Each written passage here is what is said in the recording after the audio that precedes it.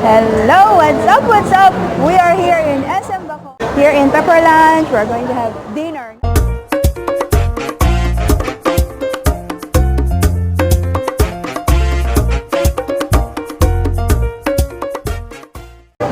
Let's go inside.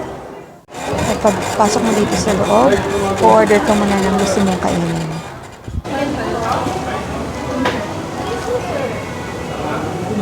Serve na lang po naman sa table.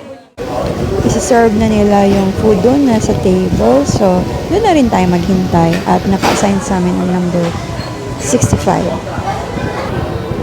Ito. Then, pag nalito na yung chicken, ma'am, the vegetable po bago po maglagay ng teriyaki sauce. Then, exercise po natin yung sinisote po. Sige po.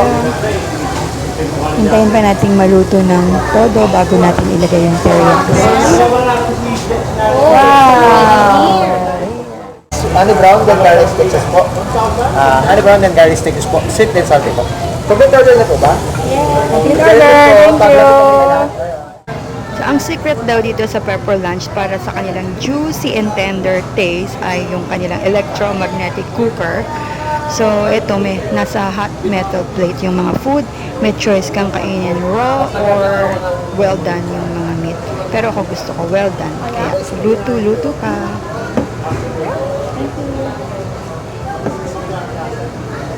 Gawin po, wala na pong kulang. My name is Steve, tama po pag nangyayanan ko. Yun lang, sa sobrang init, mukhang naging fried rice na yung rice ko. Kain na! Yan ang kanilang beef pepper rice. Enjoy eating! Ito naman ang kanilang pepper chicken steak with egg. Mix na lahat para masarap kainin.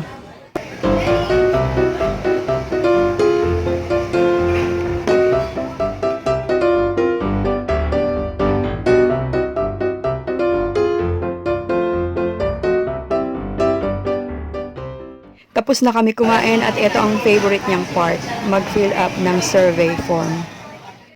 Yan, simot lahat ng in-order namin, pati yung dessert. Yan, palabas na ako. Sigurado, pagdaan ko sa counter, babatiin nila ako.